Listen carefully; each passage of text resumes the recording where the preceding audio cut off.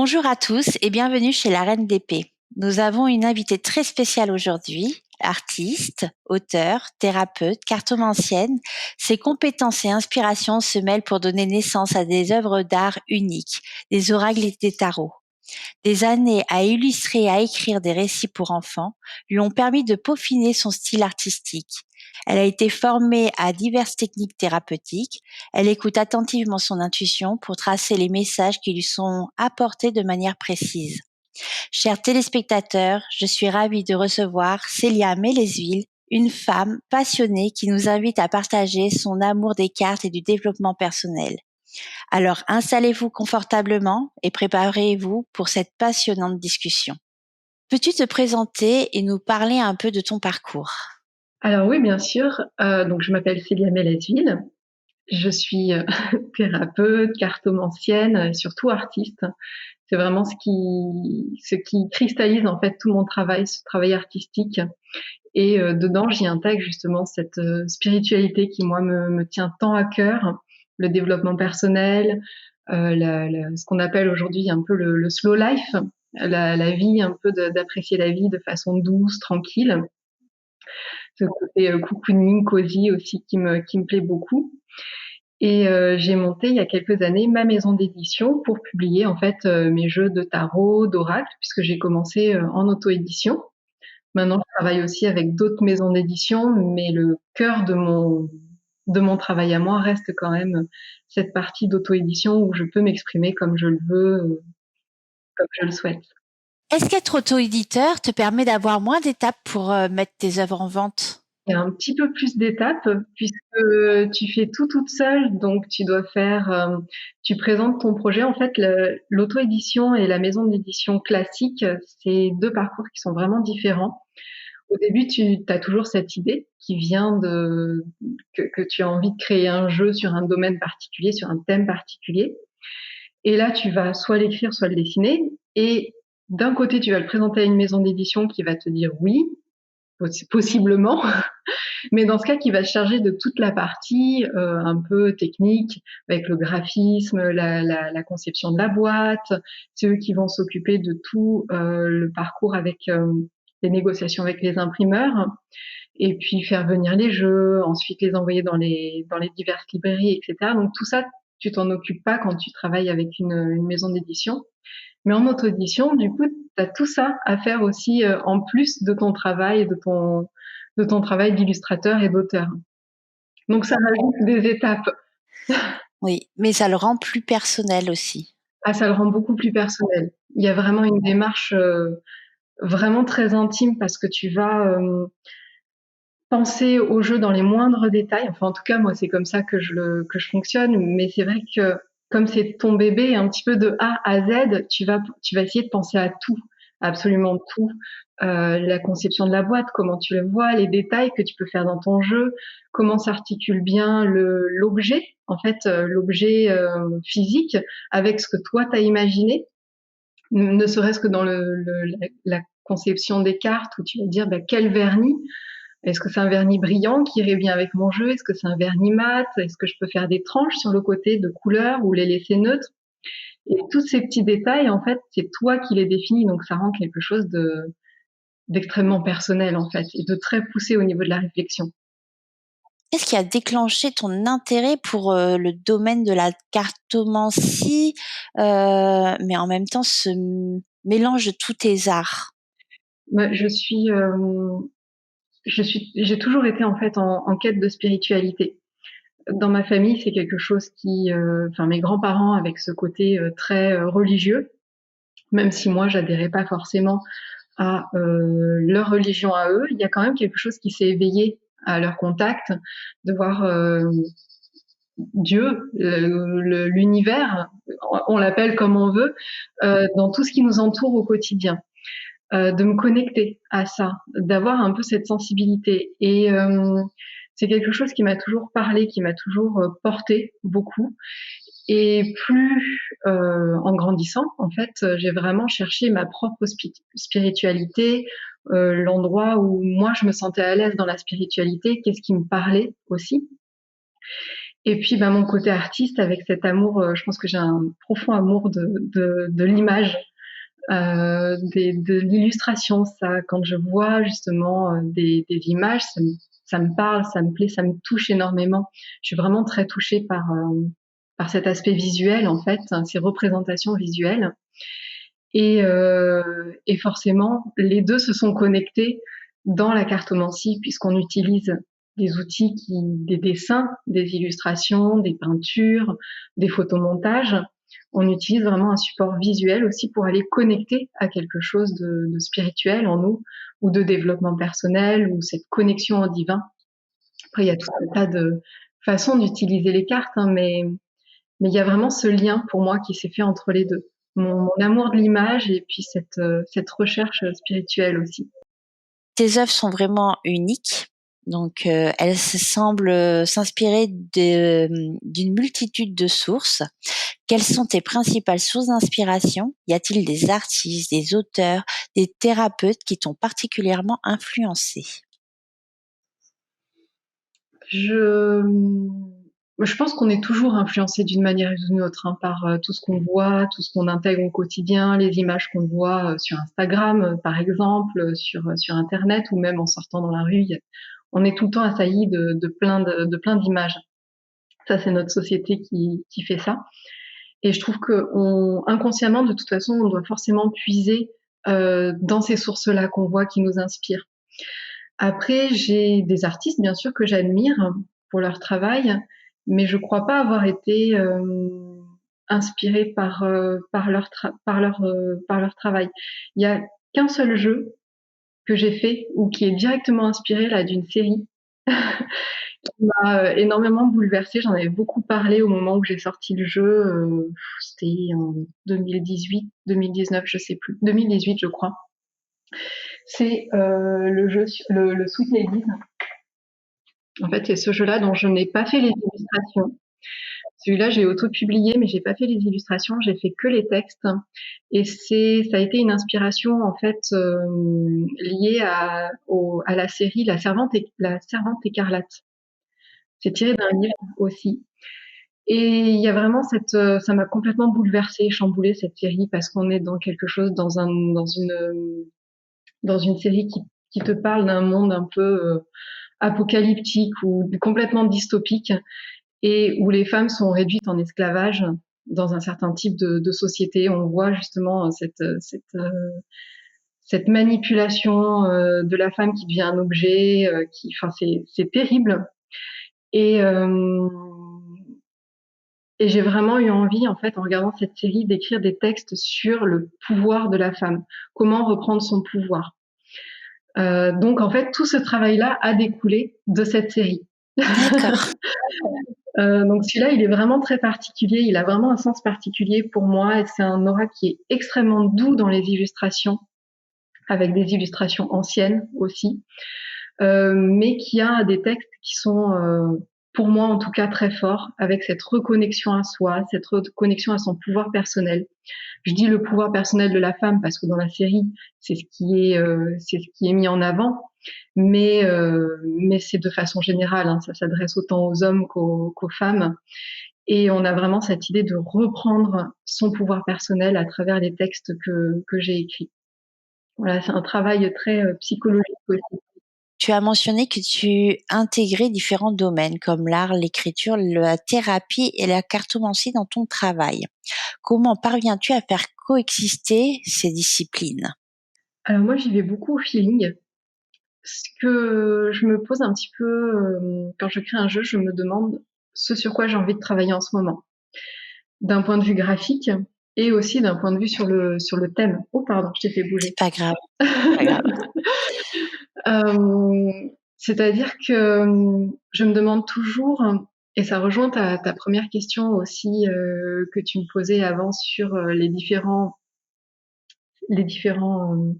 Comment es-tu devenue? styles Oui. que j'ai Mmh. dans mes jeux. C'est parce qu'en fait, des fois, je vais avoir envie de travailler un certain style au niveau de la peinture, au niveau de l'aquarelle, de la peinture. Ça peut être des styles complètement différents, comme par exemple l'Oracle des reflets, qui est le tout premier, qui est un travail au crayon et au stylo et sur plutôt en noir et blanc ou en terre et blanc et noir, pardon. On a vraiment cette idée-là. Comme des taches de café. Voilà, c'est du brou de noix en fait. Donc on a ce côté très terre qui est ravivé par les illustrations justement en noir. Et puis dans d'autres jeux, on a quelque chose de très très coloré. Et en fait, c'est cette idée de se dire mais sur quoi j'ai envie de travailler et avec quel style j'ai envie de créer mes jeux. Et là, on a déjà quelque chose qui se dessine au niveau, tu vois, dans la pensée, on se dit, bah là, ça donne une direction. Là, j'ai envie de travailler sur le pouvoir de la femme, par exemple, tu vois, dans le Sweet Ladies, ou le pouvoir personnel, plutôt, pas que de la femme, mais retrouver son pouvoir personnel. Et ça va donner une orientation, ça va donner toute la structure, en fait, du jeu. Et c'est comme ça que je vais partir. Donc il va y avoir des jeux qui vont être plus colorés, plus dans le travail de la cartomancie, des jeux qui vont être plus sombres, mais dans le travail du travail personnel, tu vois. Il y en a qui vont être plus connectés au divin, même si ça je le travaille moins, j'avoue. Cette connexion divin, je trouve que c'est quelque chose de peut-être de trop intime, tu vois. Ça parle à chacun. Et c'est un travail qui pour moi est tellement intime que je préfère ouvrir mes jeux de façon un petit peu plus générale et chacun pourra épuiser quelque chose. Mais cette connexion au divin, de toute façon, quand on travaille sur le développement personnel, on l'a en fait. Parce que quand on travaille sur soi, au fond de soi, quand on va connecter à quelque chose de soi, on se connecte aussi à cette petite part divine qui est en nous. Et j'ai remarqué d'ailleurs que tous mes jeux avaient plutôt un aspect assez général pour que les gens justement puissent puiser en fait comment ils se connectent avec. Je suis pas très fan de donner des directions. D'ailleurs, je crois qu'on le voit dans tous mes livrets où au début, je dis toujours faites comme vous le sentez. Je vous donne une direction, je vous donne une piste, mais si vous le sentez autrement, faites comme vous le sentez. Et je trouve que c'est tellement important. Tu vois, donner un cadre, donner une direction, ça permet de rassurer dans un premier temps et d'amener la personne justement à se sentir libre après de s'émanciper. Et puis, mais je trouve que c'est important de le mentionner. Parce que moi je lis beaucoup dans beaucoup de livres, dans beaucoup de jeux justement, on a dans les introductions une manière de faire comme si on imposait quelque chose. Mais à aucun moment, ou très rarement, on a aussi l'auteur qui va dire, voilà, je vous donne un cadre, ça vous permet de vous stabiliser au début, d'apprendre à manier le jeu au début, mais ensuite sentez-vous libre vraiment de faire comme vous le sentez parce qu'il n'y a pas de règles précises. Et tu vois, sur mes vidéos YouTube, j'ai eu beaucoup de personnes et d'échanges de personnes qui me disaient, mais est-ce qu'il faut que je tire les cartes de la main droite ou de la main gauche? Est-ce qu'il faut que je purifie mes jeux? Combien de fois par semaine? Je dis, oh là là, mais ne vous prenez pas autant la tête. Faites comme vous le sentez. Moi, j'ai pris l'habitude, par exemple, de tirer de la main gauche parce que justement, au tout début de ma pratique, j'avais un jeu qui disait qu'il fallait absolument faire comme ça. Et c'est devenu un peu un réflexe. Mais si je devais tirer de la main droite ou étaler mes jeux d'une autre manière, c'est pas grave en fait. Tu vois, t'as le côté un peu réflexe. Tu apprends à faire les choses d'une certaine façon. Mais si tu les fais différemment, ça doit pas devenir une souffrance ou tu dois pas te sentir mal parce que tu as fait un jour autrement. Tu vois, et c'est pour éviter aussi ce genre de cadre trop strict que c'est important de dire aux gens, sentez-vous libre de faire comme vous le sentez. Comment la thérapie familiale et conjugale, l'art-thérapie et le développement personnel se reflètent-ils dans ton œuvre artistique? Oui, parce que c'est vrai que ça a fait partie de mon parcours en fait, en tant que formation. Moi, j'ai eu un bac littéraire, option art plastique. Ensuite, je suis allée à la fac d'art plastique. J'ai eu une licence et j'ai commencé aussi. J'étais vraiment passionnée par la psychologie, par la spiritualité, hein, comme je te l'ai déjà dit. Mais ce côté psychologique, j'avais envie de le travailler encore plus. J'ai commencé une formation à distance. Mais le côté à distance, de revoir passer, de retourner passer des examens, en fait, c'est quelque chose qui me que j'avais pas envie, tu vois, de faire. Par contre, j'avais vraiment envie de conjuguer mon travail artistique, mes connaissances artistiques avec ce côté thérapie. J'ai vu plusieurs formations en art-thérapie, c'est pas vraiment ce qui m'a engagé le plus parce que j'avais déjà cet énorme bagage sur le côté artistique. Il me manquait ce côté plus thérapeute et j'ai fait une formation en fait d'art thérapeute, de n'importe quoi. J'ai fait une formation, pardon, de thérapeute familial et conjugal pour justement avoir ce bagage euh, et pouvoir accompagner les gens.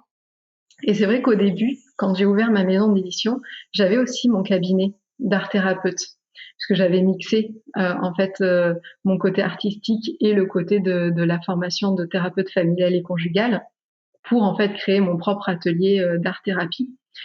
Et comme les deux, en fait, et mon cabinet et ma maison d'édition ont pris de plus en plus d'ampleur, à un moment donné, j'ai dû faire un choix et je me suis orientée plutôt vers le côté éditorial. Mais on retrouve, du coup, dans mes livrets, tout ce que j'ai, toutes mes expériences aussi de thérapeute, d'accompagnement des personnes. Peux-tu nous parler de tes processus créatifs? Comment naissent tes oracles et des tarots? Alors, ils naissent tous d'une façon différente. Ça naît toujours d'une envie. Alors, soit il y a une envie d'explorer un thème, soit il y a une envie d'explorer une technique artistique. Euh, c'est vraiment soit c'est assez déroutant justement parce qu'on me pose souvent cette question et c'est très dur pour moi d'y répondre parce que c'est toujours différent. Et je veux difficilement conseiller quelqu'un à ce sujet-là parce que ça naît toujours d'une envie, quoi qu'il arrive. Tu vois, il y a toujours la petite graine en toi qui dit ah j'ai tellement envie de travailler sur cette technique artistique. Quelle est la forme, un tarot, un Lenormand, un oracle, qui me laisserait le plus exploiter cette technique artistique. Tu vois, qui collerait le plus à cette technique artistique. Ça a été le cas, par exemple, pour l'oracle des reflets, où j'avais vraiment quelque chose à sortir et il y avait cette technique justement avec ces taches qui apparaissaient dans le brou de noir et toi qui vas retravailler sur les taches. Donc on a quand même un truc très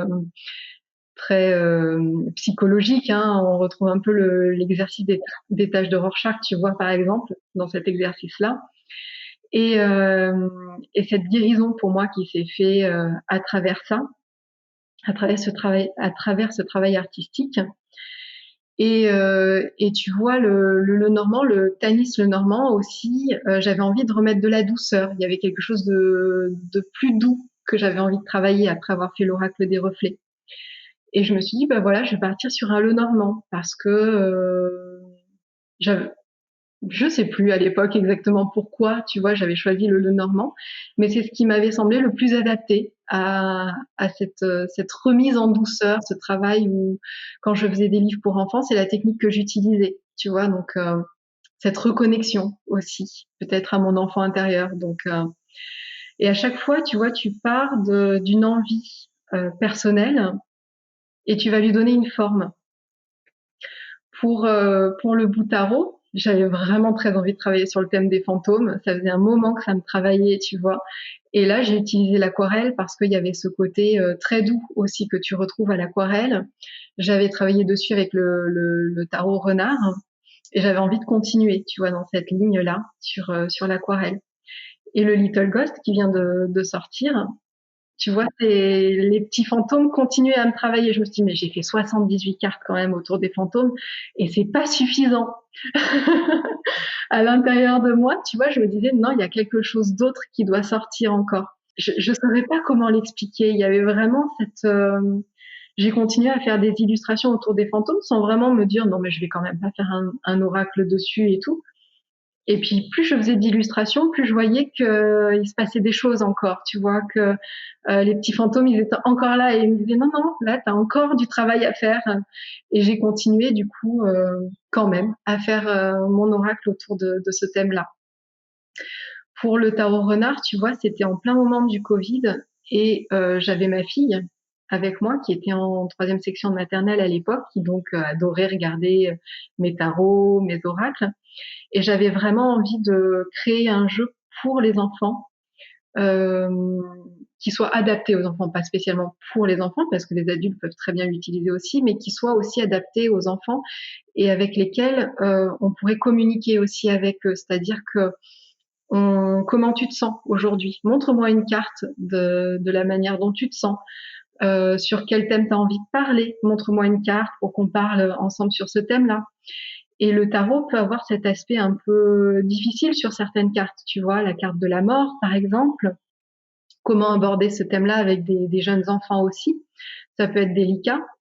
La carte de la tour aussi, cette idée de destruction, le 10 d'épée, ce sont des cartes qui peuvent être difficiles, mais qui font aussi partie de la vie de nos enfants. Ils y sont confrontés tout comme nous en tant qu'adultes. Donc c'est important pour moi, tu vois, de créer un jeu où je puisse aborder tout un tas de thèmes avec ma fille, donc avec des enfants aussi en assez bas âge, tu vois, à partir de 5-6 ans. Donc les illustrations que j'ai faites sont des illustrations qui abordent ce thème-là, mais de façon très douce, très bienveillante. Comment cet aspect de ton travail a évolué au fil des ans? Qu'est-ce qui a changé ou se développe depuis que tu as commencé? Oui, alors oui, comment s'est développée mon activité? C'est pour ça que je dis souvent que je suis artiste et pas illustratrice, parce que je m'intéresse à beaucoup de choses d'un point de vue artistique. Et j'ai cette curiosité aussi de toujours essayer de m'initier un petit peu aux choses, à voir un petit peu comment ça me nourrit. Euh, je me laisse vite emporter dans cet élan artistique, donc des fois il faut que je me freine, mais il y a toujours cette envie de découvrir d'autres techniques artistiques. Donc je me contente pas simplement. Pendant longtemps, ma maison d'édition, elle a 9 ans maintenant. C'est vrai que 9 ans, c'est long. Ça fait quand même une petite trotte. Et enfin, en tout cas, c'est long pour moi. Et, euh, et en 9 ans, j'ai eu envie à un moment donné aussi de l'ouvrir à d'autres personnes, donc de proposer euh, d'autres univers artistiques qui, moi, me parlaient beaucoup, de leur proposer de faire des tarots ensemble, des oracles, des jeux. Donc c'est comme ça que j'ai ouvert un petit peu ma maison d'édition à d'autres personnes, mais ça reste très restreint. Moi, je suis quand même en auto-édition, donc je suis pas du tout comme une grande maison d'édition et je vois pas du tout les choses comme ça. Mon but, c'est vraiment de faire des jeux en édition limitée, de très beaux coffrets. Je préfère vraiment faire quelque chose de l'ordre de la collection, tu vois, qui va être un coffret très travaillé et au service du travail artistique de l'artiste, plutôt que d'avoir quelque chose de standardisé et puis et qui soit au service plutôt de la ligne éditoriale d'une maison d'édition. Moi, ce que je cherche à faire, c'est vraiment mettre en lien le travail artistique, que ce soit le mien ou celui des artistes que j'apprécie beaucoup, au service justement, enfin, les oracles et les tarots au service de ce travail artistique aussi. Donc il y a vraiment cette idée de créer deux beaux coffrets en édition un peu prestige, tu vois, avec des finitions qu'on retrouve pas ailleurs aussi. Et ça c'est mon but à moi. Et d'un point de vue personnel, j'ai aussi envie de partager mes illustrations sur d'autres supports qui me parlent, qui me plaisent, qui peuvent aussi nous accompagner dans notre quotidien. Tu vois, les puzzles, c'est quelque chose que je propose depuis 1 an et demi maintenant. Et moi, c'est un outil qui m'a beaucoup aidé aussi à m'apaiser. J'en fais généralement, j'en faisais toujours un chaque Noël, tu vois, depuis de très nombreuses années. Et il y a cette idée de rituel aussi qui est présent à travers le puzzle. Il y a cette idée de bien-être parce que c'est très apaisant en fait de faire un puzzle. Et décliner mes illustrations sous cette forme-là, c'est quelque chose qui me parlait beaucoup. Avoir des mugs, tu vois, là j'ai créé pour cette année, j'ai créé des mugs. Et c'est aussi un petit objet du quotidien, tu vois, avoir son réconfort, sa petite tasse chaude dans les mains. Moi, je passe mon hiver comme ça, tu vois, avec ma bouillotte dans le dos, ma tasse chaude dans les mains. Et ça fait partie aussi d'apporter ce côté un peu slow life, tu vois, comme je t'en parlais au début, ce bien-être au quotidien, cette douceur de vivre, ce côté cocooning qui moi me parle énormément. Et je trouve que apporter cette douceur de vivre, c'est aussi s'apporter de la douceur à soi, c'est s'apporter du réconfort aussi. Et pouvoir le faire à travers des objets, c'est quelque chose qui me parle énormément. Tu me disais tout à l'heure que certaines personnes voyaient les tarots, les oracles ou les objets vraiment comme un objet, quelque chose qui est sans âme. Moi, j'ai ce côté où je trouve que quand tu utilises un objet, quand un objet t'accompagne au quotidien, il y a ton énergie qui se met un petit peu dedans, tu vois, il y a quelque chose de toi qui rentre en connexion avec. D'ailleurs, c'est d'un point de vue scientifique, c'est faux de dire qu'un objet n'a pas d'énergie, parce qu'on sait que les objets vibrent à leur propre fréquence. Donc c'est quelque chose, quand tu touches une tasse, quand tu touches un objet, tu rentres en résonance avec l'énergie de cet objet aussi. Donc pourquoi ne pas imaginer qu'il y a vraiment quelque chose qui se crée à ce moment-là entre ton énergie et le sien et qui entre en résonance, tu vois. Donc moi j'ai plutôt cette notion que au contraire les objets s'imprègnent aussi de l'endroit où ils vivent, des personnes avec lesquelles ils sont et ce petit côté magique. On y croit, on n'y croit pas. Mais moi, ça m'apporte un plus, tu vois, dans mon quotidien. Ça m'apporte de la douceur, tu vois, de me dire que mes objets sont bienveillants avec moi-même aussi. Peux-tu nous présenter le Little Ghost Oracle? Qu'est-ce qui le rend unique? Parce que celui-ci, donc tu l'as fait, tu nous en as un petit peu parlé. Et en fait, c'est comme si, enfin, moi, je le vois comme le petit frère du Butao. Tout à fait. Alors, avant le Little Ghost Oracle, justement, tu vois, tu avais le Butaro. C'est un peu la genèse, donc je peux difficilement parler du Little Ghost sans parler du Butaro, puisque j'avais créé un tarot, donc 78 cartes, sur ce thème des petits fantômes, et qu'à la fin de cette création, comme je te le disais, ils continuaient à m'appeler ces petits fantômes. Je voyais bien que j'avais pas exploré tout ce que j'avais à explorer avec eux. Donc j'ai continué en faisant des illustrations, en faisant des petits magnettes, en faisant des cartes, en faisant un petit poster. Et puis en faisant un puzzle autour du fois de la maison, du manoir hanté où tu vas découvrir un petit peu chaque pièce. Et pendant la création du Boutaro, j'ai déménagé aussi. Et pour moi, la maison, c'est quelque chose de très important. Ça a vraiment un aspect, c'est l'endroit où on se ressource, c'est notre endroit cocooning où on se sent bien, où on est censé en tout cas se sentir bien. On se replie un petit peu, tu vois, avant d'aller, on reprend des forces avant d'aller dans le monde. Il y a vraiment quelque chose de très important pour moi dans ce lien à notre habitat. Et c'est quelque chose que j'ai voulu du coup aussi retravailler dans le Little Ghost. Avec cette idée, puisqu'entre le Boutaro et le Little Ghost, il y a eu ce fameux puzzle autour de la maison, justement, du manoir hanté, où il y a un petit fantôme dans chaque pièce, et puis on va reconstituer les pièces, le manoir avec les pièces du puzzle. J'avais cette envie en fait d'associer aussi dans le Little Ghost chaque fantôme a un lieu. Alors il y a une temporalité, ça c'est la première fois aussi que je le fais, donc je l'ai associé à une temporalité.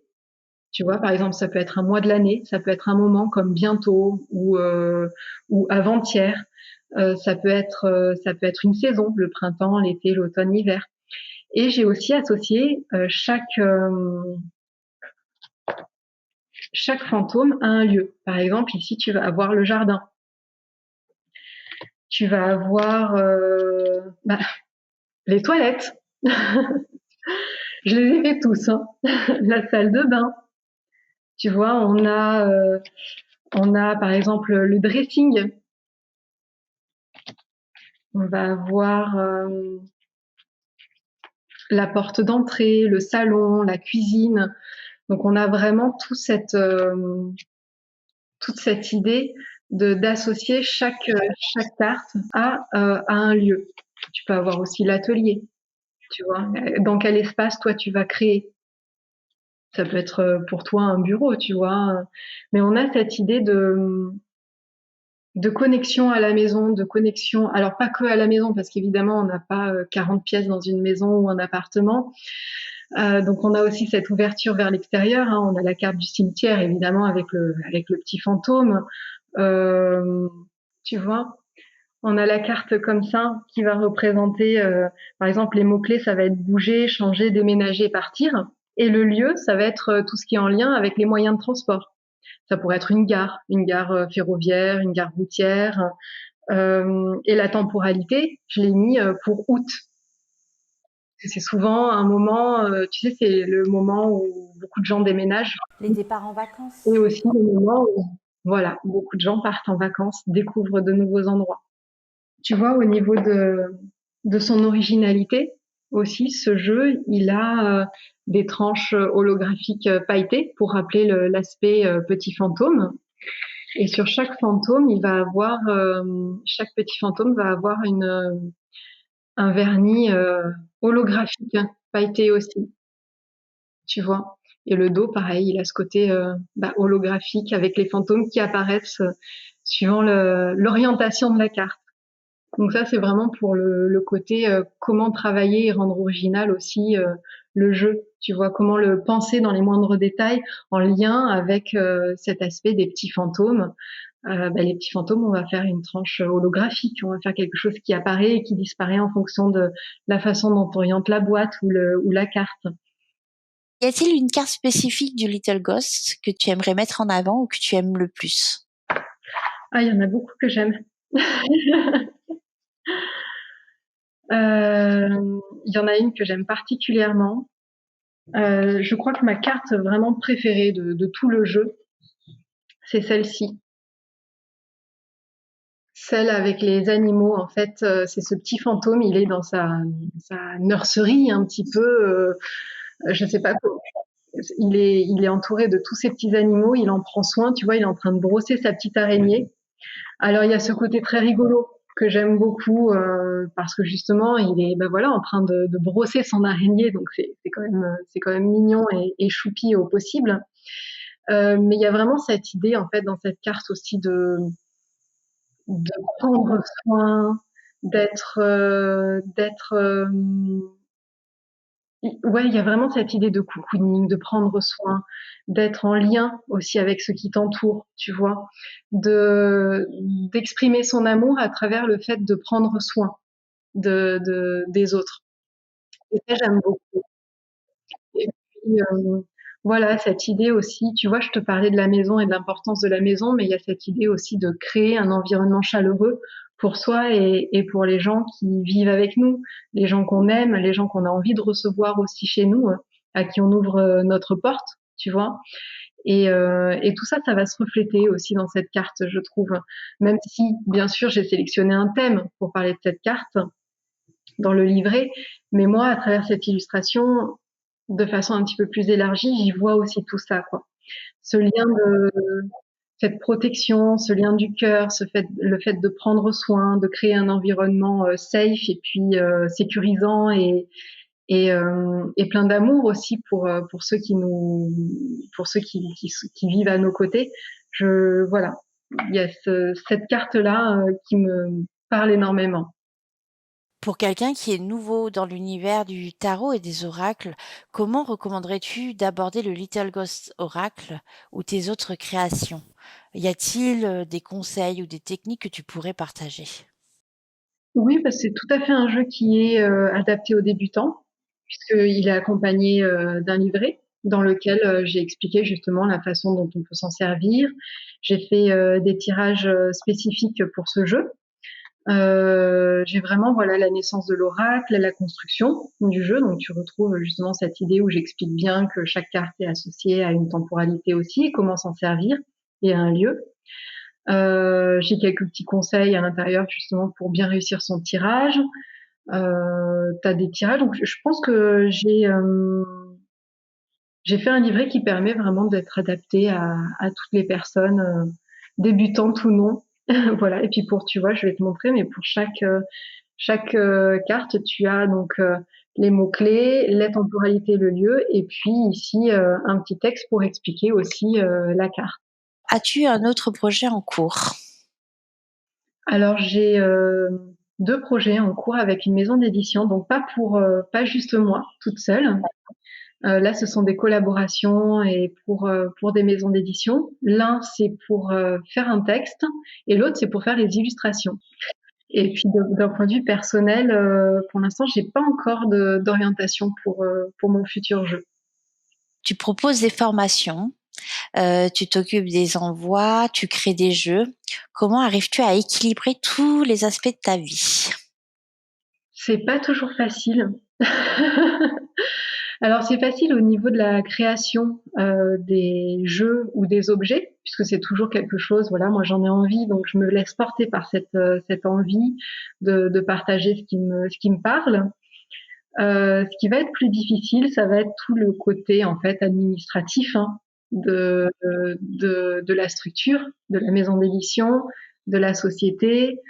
Ça, c'est quelque chose dont on parle peu au final tu vois, dans nos univers où on dit, bah, si t'as un projet, vas-y, fais-le et tout ça. Mais derrière, il y a tout l'aspect aussi concret, administratif, qui est compliqué et très chronophage en fait.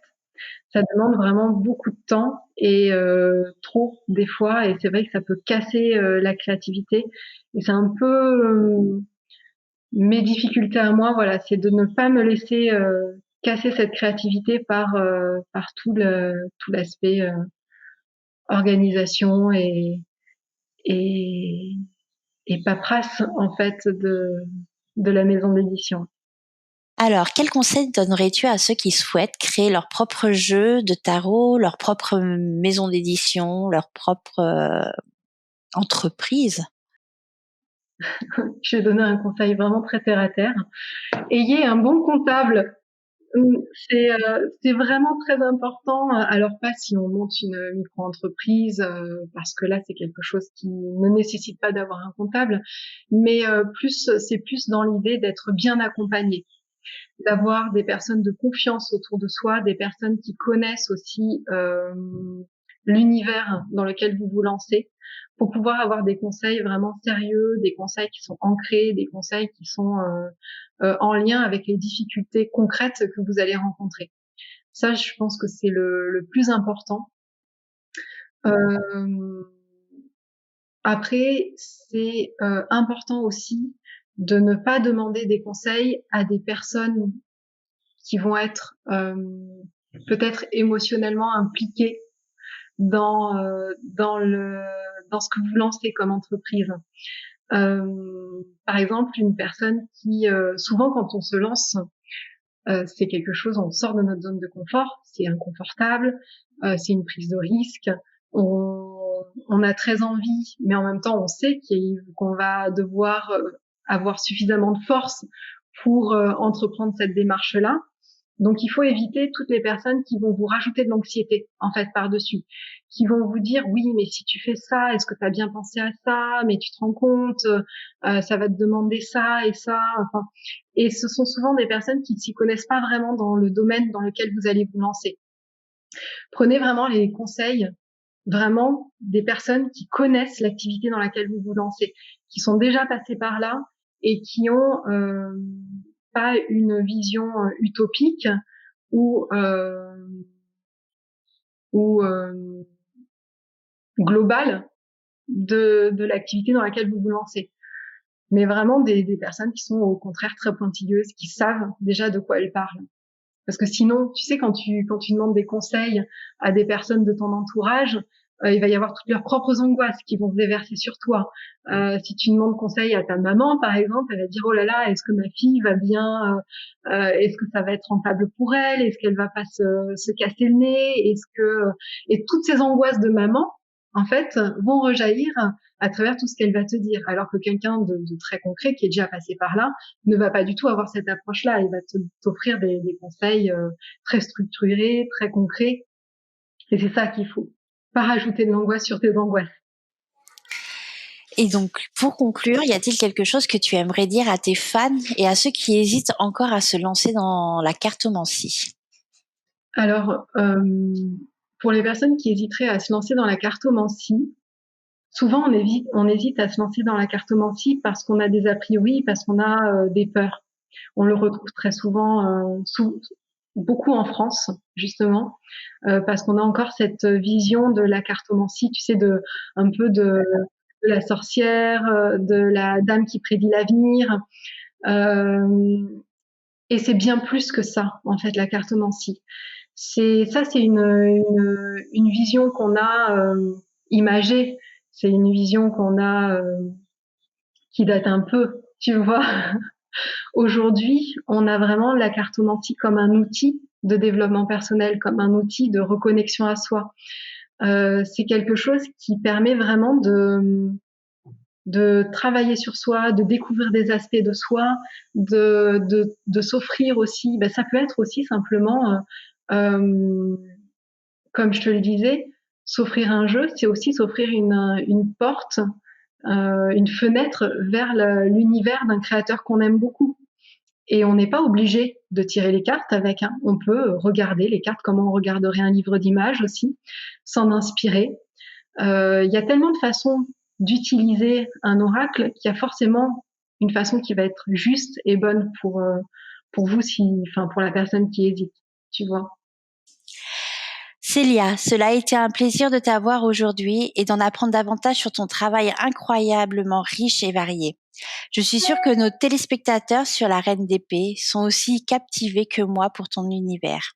Chers téléspectateurs, n'oubliez pas d'explorer le monde de Célia Mélesville et n'hésitez pas à vous immerger dans la beauté et la sagesse de ces tarots et oracles.